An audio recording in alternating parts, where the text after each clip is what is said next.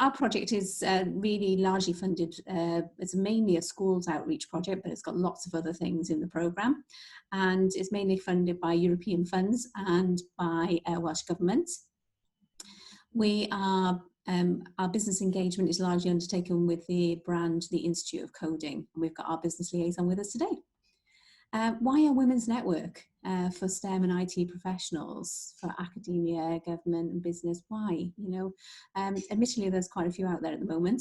We've got Wales Women in STEM in Wales, and we've got Women in Tech represented today, hopefully, in the group. And we've also done a few joint events with them last year. There's also other ones, STEM Ambassadors Programme. Maybe Sean's with us and joined us. Technologies Connected, SNet. So that, you know, there's a lot of them out there, but we're trying to promote it specifically in a niche, I guess, in tech, computer science and IT, and pushing that agenda forward so that it's not forgotten in the STEM agenda, the technology side of it. So it's a niche group brought together, and hopefully we'll have the future Sheryl Sandbergs coming from that, and our own lean-in circle to some extent. We're hoping to promote and get some new STEM ambassadors and a new Technocamps role models that can go into schools and represent girls in, well, ladies in careers, showing those careers to school children and to colleges and education, and showing that as a career pathway, showing it as a way to go. It's quite a challenge. We've got some help on the horizon. Some of the help that we've got on the horizon is that there's a new digital GCSE being developed in Wales, and digital includes social media and trends, so that might be something a bit more attractive to the girls, hopefully. And so that might be a bit more something that they might take up and might look at rather than computer science, but it still includes all the computer science things too. Okay. So if you're interested in STEM ambassadors, role models in that sort of, email us at comms@technocamps.com, because we'd really like to get you involved. Okay, right, let's go. Right, we're on now. So Nicole, we're up with you next. Introduce our speaker, Nicole Ponsford. Here we go. Tell us a bit about yourself, your background, personal or work, and tell us, you know, just give us a bit of an insight into you. Thank you. Hello everyone, nice to meet you all. Thank you for coming and joining us. So my background is I worked briefly in advertising and marketing before having quite a dramatic car crash and realising my dream of being a teacher when I was little. I didn't have to wait to be 100 years old to be a teacher. So I went into teaching and trained as an English teacher. And then in my first secondary school interview, I said, do you do media? Back in 2001. It was sort of taught on the outskirts, but because I'd been using Apple Macs, I was quite keen to see how that could work with English in the curriculum. And as a naive NQT, I didn't realise that when you asked to do something, a wiry, experienced head of department would actually give you that role. And so that's what I did in my first year. So I basically set up digital media studies in my first year as a teacher. And yeah, it went a bit crazy, really. I had 110 A-level students, ended up taking the kids in at weekends, painting the rooms turquoise, did a school trip to Los Angeles, was in the lift with Gary Oldman, which was a bit of a bonus, and basically spent a decade talking about how we can bring technology into the curriculum, either with the subjects for students. I even though I was in England, did a bit of the Welsh Board Film Studies as well, because that was the best one out there, still is, I think. And then started to look at actually teachers. So I moved from training students in tech to training teachers, and felt that there was a huge gulf with their understanding of the careers that were out there, their own dispositions, skills and knowledge when it came to tech, and started to teach them. And one thing kind of led to another, and I ended up writing alongside, and then moved to a senior position. I was one of the first advanced skills teachers in digital media and new technologies in the country. And And then I was fortunate to have my first child who was SEND, and so I couldn't carry on in the school at that point. So I came out of school, but was desperate to say I love teaching.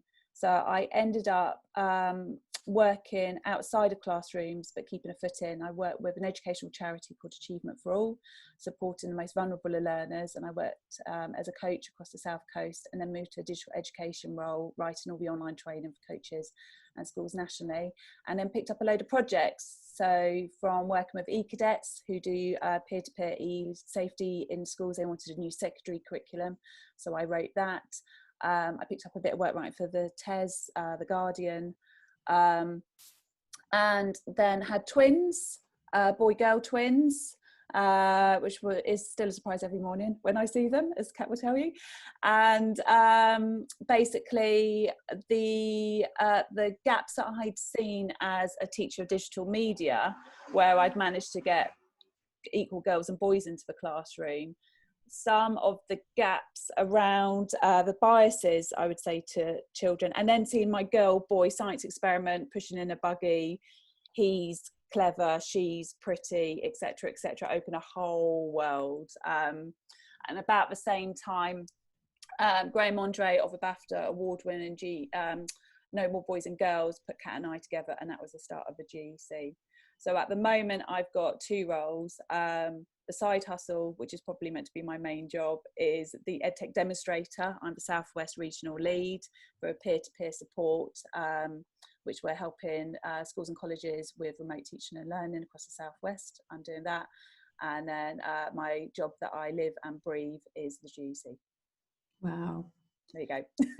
So I was going to say, tell us a little bit about what you do now. So now really is mainly GEC, or is it a combination?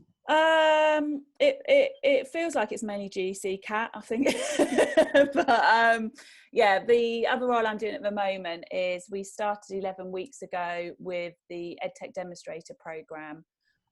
So my role is we've got 38 schools and colleges in England, and they are funded by the DFE to provide support, albeit webinars or one-to-one or group support for schools and colleges across the country when it comes to EdTech, which at this point is remote teaching and learning, but I think that will pivot as it goes on. So that's one of the roles, and I was selected to do that because of the work that I've done training around technology. But most of the work that I'm also doing is around the GEC, which we've got a community, a charter and a platform. But tell me what the gender equality means to you then. Gender equality, well, I think it kind of changes, to be honest with you, and I think we've had 2 years of doing this role. One of the things that I've started doing as well, I kept being asked about gender equality, obviously, Kat and I setting things up, and I started a doctorate, which I'm having a pause for, but I started going in October, looking at gender equality. And I think it's the equality.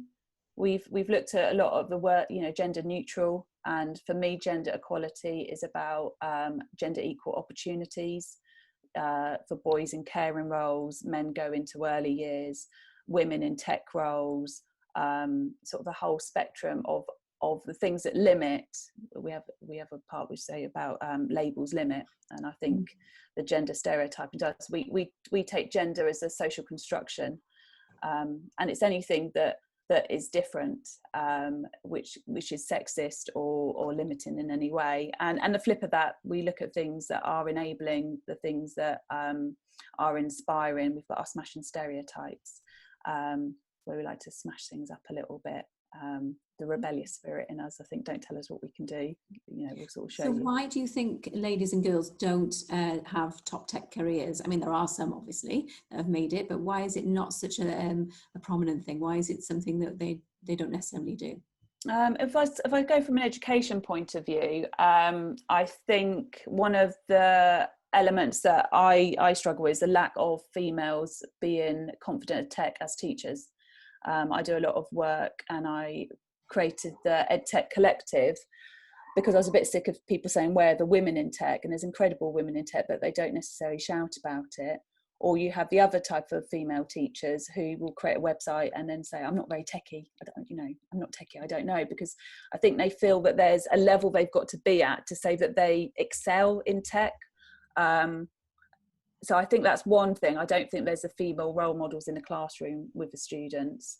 I think in primary the numbers show, and the recent WJC figures I think show in primary school the uptake of enthusiasm for the subjects are kind of gender equal. It's when it gets into secondary, and I feel that there are issues there about how it's presented. I think particularly in England we had problems around 2017 when Michael Gove came in with the year of coding.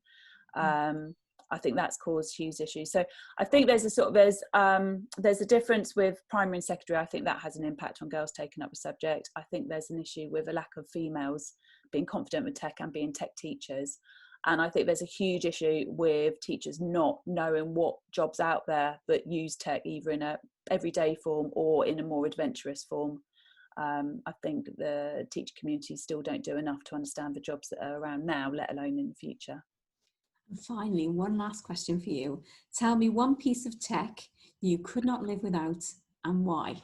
Oh, we were talking about this before, weren't we? And there's a bit of me, I want to say the washing machine and dryer. But that's not very GC though. But the one bit of tech, it's probably the hardware, is probably my laptop. I seem to collect them. I can't just put it down to a particular piece of tech, I'm afraid, because I keep changing what I like and what I use. But yeah, my laptop. Fabulous, fabulous. Okay, so hopefully there's something in there that may have challenged you. What we're going to do now is we're going to go out into little breakout rooms. In the breakout rooms, what I need you to do is I need you to introduce yourself to each other. Think about something that Nicole said that might have challenged you or might have made you think. Discuss that, and then come back.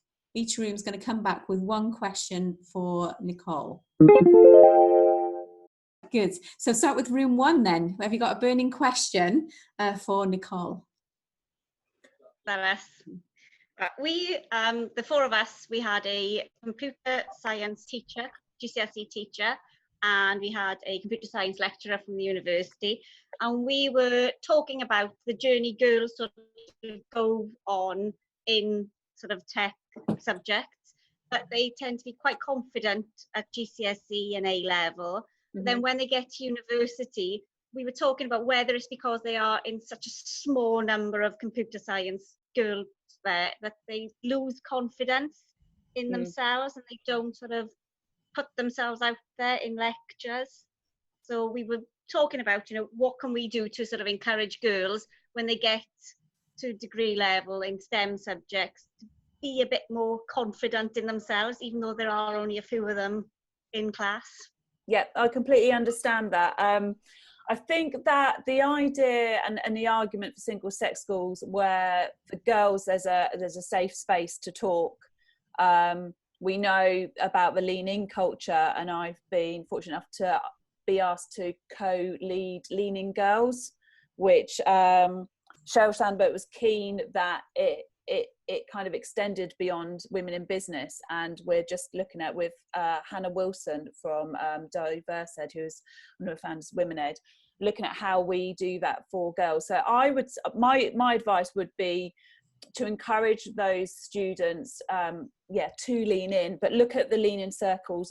There's loads of resources on the website that are free, and to encourage the girls firstly to be able to communicate well with each other, to feel confident enough that they've got each other's back, particularly if they are in a minority. I think the other part is ensuring that the members of staff make a real effort to include those girls and give them those confidence to speak and to act. And then the other bit I think is, part of what this is doing is linking them up with female mentors in business as well, to illustrate that, there are routes, there are options going forwards. So those would be the ways that I would tackle that. Fabulous. Thank you. Good answers. Let's try room two. Who was room two? Was that Maria? Yeah, sorry, I didn't remember our number. Yeah, it's okay. Yeah, we definitely ran out of time. We had a mix of people in our group, but Helen, let's see, where are you? Helen, I can't, oh, you had Yeah. a thought Yeah. of a question or for... So, from a teaching point of view, in the madness of the teaching world, how can we try to carry on with getting that knowledge of the real world?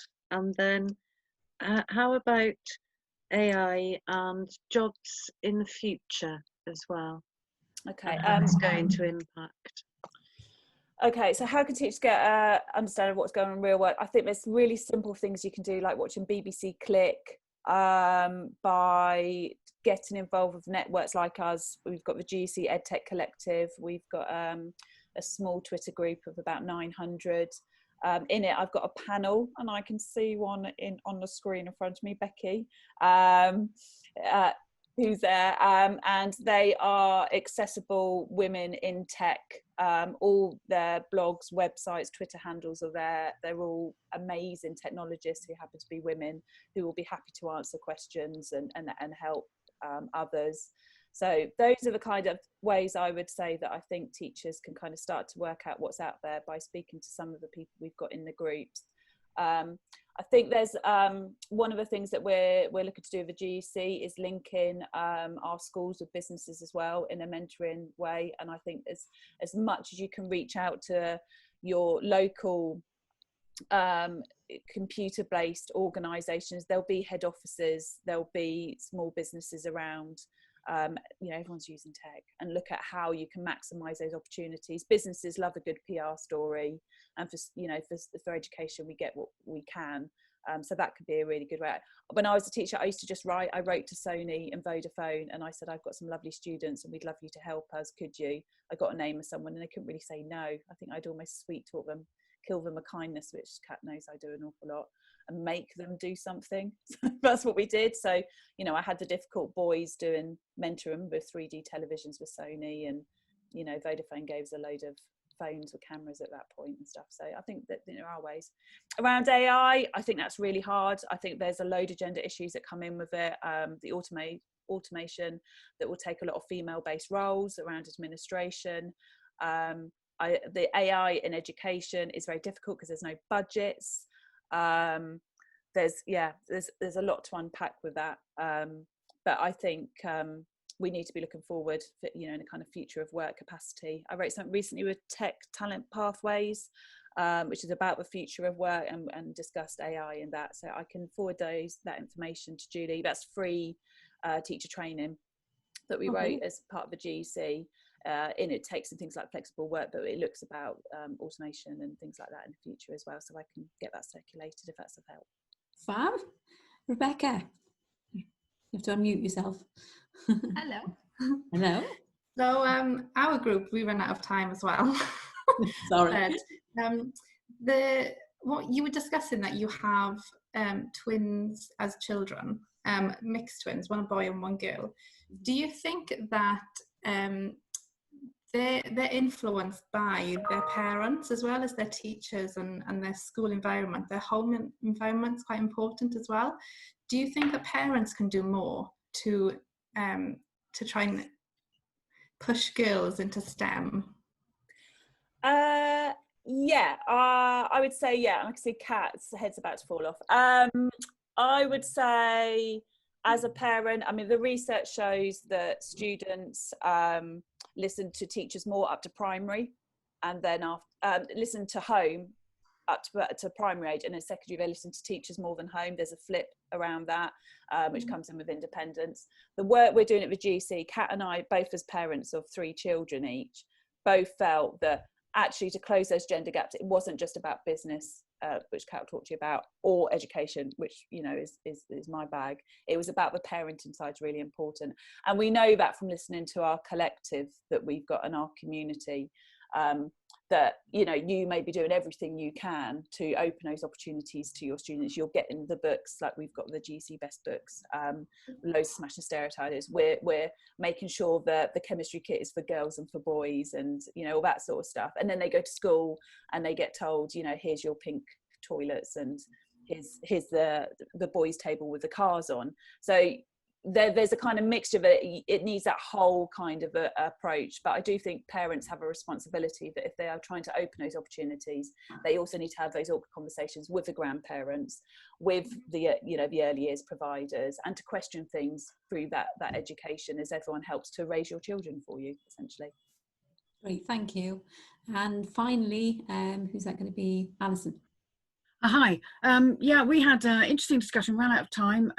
Emily, we had is the events and marketing person at the Science Park, Menai Science Park, and we also had Meg from Cardiff Uni, who's the third one of 3 girls doing software engineering.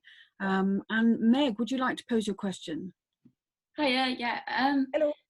It was just, when you suggested the idea about digital media studies in the school you worked in, just sort of what was that reception of it about you changing like the norm, and sort of how can, I don't know, myself, because I'm the Bronze STEM ambassador, and I want to sort of go about changing it, maybe including more technology about it in what we deliver to the kids. Yeah, just like how do you think you can improve that reception of change? Yeah. Because obviously if it's a bit set in stone, people will be like, oh no, we don't need any more tech or whatever. Yeah, I'll give you a quick bit of advice, and if you want to contact me afterwards, I'm more than happy to help, because I was like a little lowly person, had no clue what to do, and it was quite difficult. So my top tips would be, do your research, find out who else is doing it, which other settings. I did it almost like a business proposal, I think, because I'd been working in industry and then came into education. I did it the same way. So I looked at the figures, I looked at the reasons, I actually interviewed the other settings that were doing it, and took quotes to my head teacher at the time to give all reasons why, why wouldn't we be doing this? Like, this is key. I also became an examiner, because I didn't know how to teach to the exam. So I became an examiner, so I did, and that was really helpful as well on my journey, and a little bit of money on holidays, which is always nice too. I sort of trialled it. I wrote most of the course before I set it up.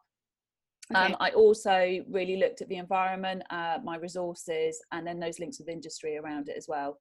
And I think by sort of the end of the second year, I felt that I was in a really good place with it, but it takes time.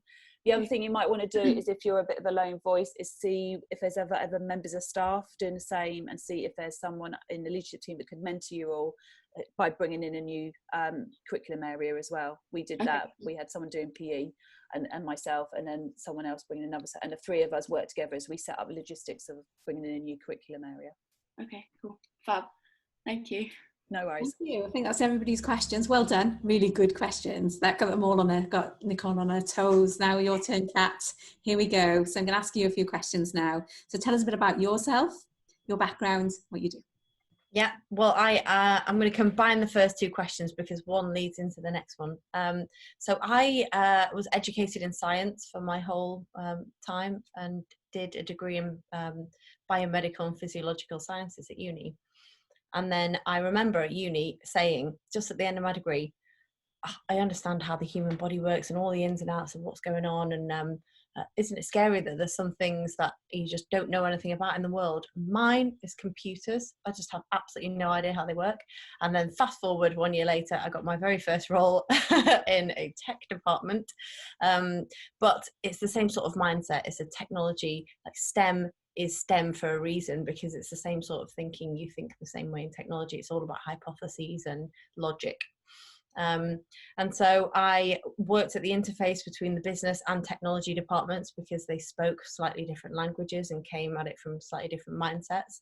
I've been doing that for 15 years. So went from project to program to portfolio management, and then into product management as digital products became a thing, because before there was only websites, and then suddenly there were smartphones and apps. And I was working in news media the whole time. So if you've ever used a newspaper app, it's likely, or website, it's likely that that may have been built by me or one of my teams. And so in 2017, when the gender pay gap reporting thing came out, me and all the senior women, it felt like, in technology were looked at with the beady eye, and whether either explicitly or implicitly we were tasked with closing the gender pay gap in our organisations. So at the time I was at the Telegraph, and me and all these senior women in technology started meeting up, going to all these events. This was the new big thing, go to women in technology events, how are we going to do this? And it very quickly dawned on me that nobody knew what to do. We were all completely making it up. And being a methodical scientist at heart, I was like, where's the framework? Where is the list of things that we need to do? And I was like, oh my God, there isn't one. I'm going to write it.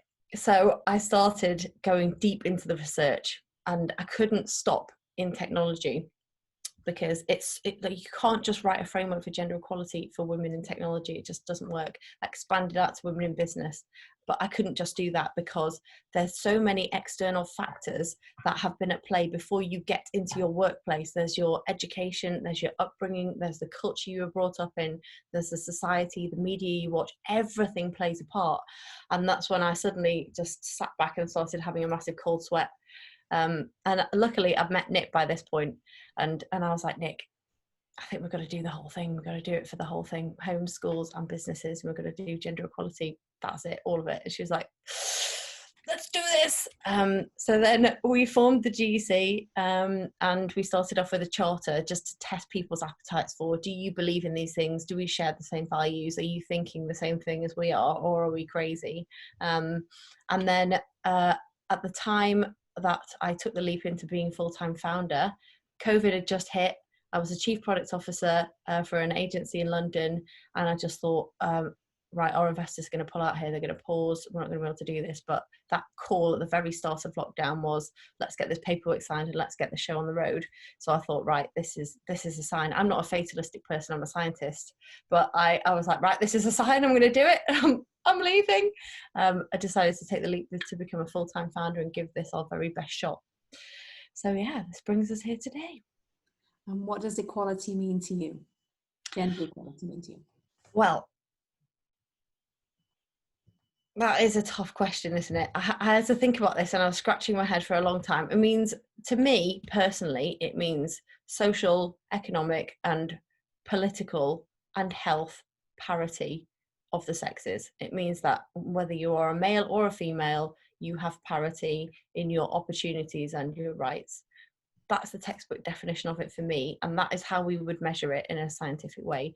But really, in my heart of hearts, it means to me, looking around the world and the leadership of this country and other countries in the future, and seeing myself represented, and knowing that when people are sitting down in Parliament to talk about the policies, that there's going to be mums there, and there's going to be people there with daughters and sons, and there's going to be women who work there, and they're going to represent my own interests as well as a woman. And it's also for the leaders of the companies who are making the toys and making the products and making the TV shows and casting the characters, being equal, and me being represented there as well. So someone going, hang on a minute, no, we've got to cast someone else there, or why are there only white people here, or why are there no mums in this, or that's not realistic for that character, she wouldn't be doing that right now, she would be, you know, lying on the sofa in her pajamas, probably drinking a cup of tea, definitely without a bra on.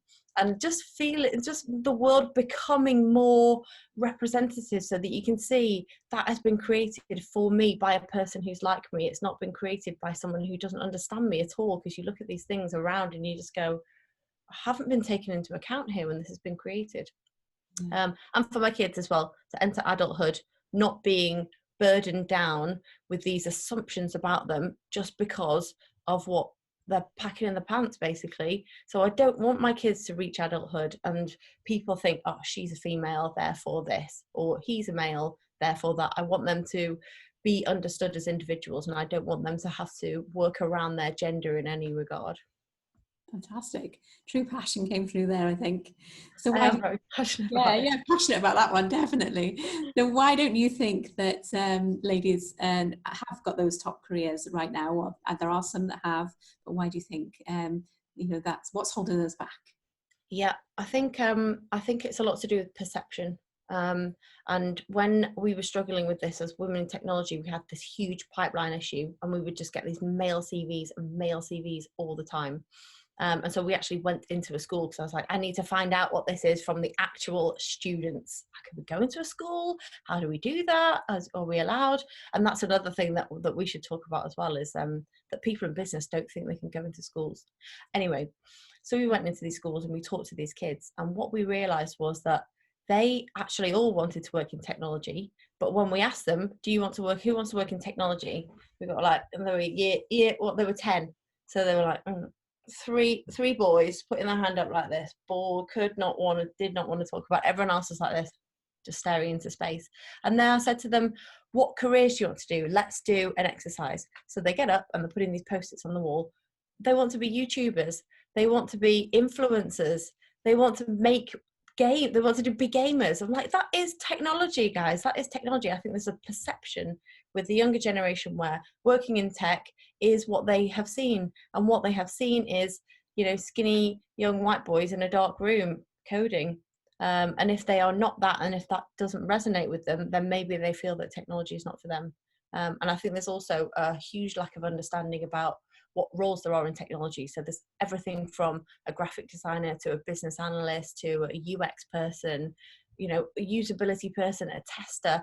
No matter what your skill set is, there is a job for you in technology. Without a doubt, every single person can have a place there. It's not just the people who sit down and write the code, or who, put the machines together in the background. Technology really is for everybody. So I think that's something we need to get out there. What's your piece of tech? Well, my piece of tech would have to be my voice user interface devices. So my Alexa and my Google, because I talk to them all the time. My baby, who when he was she was just coming up to 12 months old, he goes up to the thing and he stands there and goes, Google, Google. That's how much we use our VUI devices at home, because they like to ask them to play fart noises. I like to move it on 25 times a day. But I use them for everything. I ask them what the date is. I ask them maths questions, and then my kids learn, and they ask them maths questions. I'm like, no, you do your hundreds, tens and units, work that out on paper. But they're brilliant. Fantastic. So I'm sure you've got some great questions you're going to get from this one. So I'm going to open all the rooms now. I'm all ready this time, much faster, and we'll come back in a few minutes. About in the real world, how can we keep up with the real world? I think that was a good question, wasn't it? Yeah, we do some really cool stuff with like technology futurists. I've got like, my brain was starting to explode at that question, because I was thinking there's so many cool people that we could just get on one of these in front of teachers. Yep. Say that, this is the sort of skill set that we're looking for in work. This is what we really value in our new recruits. This is what we wish they knew a bit more of. And there was another really good question, wasn't there, about, she was saying about AI, how do you get that in? I mean, I don't know how you do that. I don't know what the answer is on that. It's a hard one in education at the moment. You know what? AI is all about understanding humans. So what they're saying is, it's all about emotional intelligence, and which is something that women are very good at, really. Exactly. Yeah. Exactly. It's understanding the intent behind what somebody's asking, understand their intentions before they have to tell you something. So it's really, really interesting field, especially for females who tend to be naturally a little bit better at understanding the intent behind what someone is asking or saying about. And it's all about language interpretation. It's really interesting, actually. You don't have to be a super duper programmer, because the people who decide the AI and the logic on how it works are actually conversational experts, they're psychologists, that sort of stuff. So we'll start with you, Jo. We want the questions to be really quick and fast, because we're going to run out of time otherwise. Okay, our question to Kat is, you've only just started in this role. What are your next steps, and do you have any plans for us in Wales? Oh yes, well, we are launching our platform in our app. Sorry, we've just changed the name of it. We're launching our app on the 29th of August. It's going to be the gender equality framework. Is going to be available for schools and businesses. Any organizations, not just a profit-making business. So yeah, early September. If you guys get in touch with us now, we'll be able to bring you in And then we'll let you know when we launch, and it's going to be available for everyone, and it's very accessibly priced. Fantastic. Maria. Yeah, we found it really interesting, and in particular your you talked about the perception and the nerd in the room that is not the true reflection of these tech jobs. So one, we kind of have two questions. One, how would you tackle the change to perception, because that is really important to change that perception in the younger years, in particular in the sort of school ages. And also to follow on that, what do you see as success in gender equality? Where would you start? What would be your sort of first priority for success, if you like? Yeah, so for the change in the perception thing, I think there's a lot of people doing a lot of disparate work around getting women who are doing roles that make you raise your eyebrows out into the public domain, but there needs to be loads more. If you can see yourself represented there in a career, you've probably all seen that Redraw the Balance video where the kids are shown the fighter pilot, the surgeon, and the firefighter, I think it is, and they've all drawn them as males, and then they come in, they're women. I mean, it makes me want to cry just talking about it. That video was so emotive, but more of that stuff, you know, talking about, you know, who made this really cool game that you've all been playing for the last 15 minutes? It was me.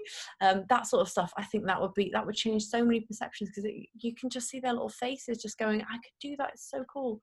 And then the second question, what does real change? What does real change look like? What is success in gender equality? How do you? Yeah, I think success looks like the figures evening up in every area. So the numbers on boards, the numbers of females and males doing certain things, and the feelings of inclusion in those particular career areas as well, because there's so many organisations who are trying to get loads of females in. They're not actually thinking about how to make sure that their opinion is actually taken into account and shown the respect it deserves when it gets there. So loads of people taking loads of female engineers on, and them churning out after a year because their culture is not ready for having women in it. Because equality isn't actually about treating women and men exactly the same. It's about getting to know people on an individual level and not actually grouping them by the assumptions that you associate with their sex. So yeah, I think it's more evening out of the numbers, but them being happy to be there. Fine, great, thank you. Rebecca. So what we discussed was pretty much the same as what Maria discussed in group 2, the perception of technology and STEM. And what we wanted to know is how, so children see technology and STEM as completely different things, because they are, technology in school is, you think of like DT rather than computing. Mm-hmm. Is there a way, so without meeting role models, is there a more effective way of getting children more interested and trying to see the future? Yeah, I think so. I think that what we did when we went into the schools, we profiled, well, we did a little job spec, and we said, are you good with details? Are you, like, do you ever get called bossy? Or, well, I hate the word bossy because it's always only applied to girls, but we tried to get characteristics that they will have heard of and they'll recognise in their part of their own identity, and we'll say, then you might be really good at this particular role. So actually it's just about getting to know them on an individual level, and them getting to know themselves on an individual and going, I am an analytical person actually, and I'm a detailed person, or I'm a big picture thinker, and I'm always want to be on the next big thing, and there's a role for everybody based on your personality type and your natural set of characteristics, rather than, you know, just seeing your gender represented there. Alison, last question from there, room 4. Just got time. Yes, and I'm going to nominate Kirsty if you'd be happy to ask your question. We had issues to do with perception and role models, and Kirsty, would you be happy to speak up? Yeah, okay, no problem. So my question is, I'm an IT teacher and computer science teacher, and I can get quite a lot of interest when they're in year 7 and then year 8 and year 9, but as soon as it comes to options and they have to select just GCSEs and they've got 3 choices, it doesn't seem that tech is something that they want to continue with. So how do we keep them going and keep that motivation from Do you know what? disappearing. Something that I think of every time when I think about careers in tech for women, I think if they could see, do you know what I told those kids in the class? I said, do you know what I pay my entry-level product managers? I pay them £60,000 a year. And they all just went, oh, what? It was the money in technology, you know, that it opens doors. It opens doors to your own future education, and people are throwing money at people who are working in technology. I just think, you know, if the thing that's holding them back is this going to be a good career for me? If it's a financial job security type thing, technology is an ever-growing area. It's not going anywhere. You're always going to have a job if you want one. You can only ever grow into different areas of technology, and they reward you very handsomely for doing so. Fab. Wow, I think that we've been blasted, haven't we, with gender equality for an hour, which has been great, isn't it? It's been good to discuss with everybody. Big thank you to you, Kat. Big thank you to Nicole. I think she's shot off somewhere or disappeared off I can't see her on my screen anyway. But thank you to both of you. Thank you. Please check us out. Come follow us. Join in the debate. We'd love you guys to be the first to, you know, do the app for businesses and schools. And we're always looking for more women in tech to join our collective. So yeah, just send us an email and you're in the gang. So thank you. And I should say, we are joined today by our lovely Betty, who is the founder of TechnoCamps and who started this journey a long, long time ago. So thank you, Betty, for joining us. She is our patron for TechnoCamps, and she's such a great supporter and has done such a lot in this journey to get us where we are. Okay. Thank you. Thank you. Thank you for joining us. All right, thanks everybody. Stay in touch, and thank you very much, Nicole and Kat, for joining us today. Yeah, thank you very much. Thank you. Bye. Thank you. Bye-bye.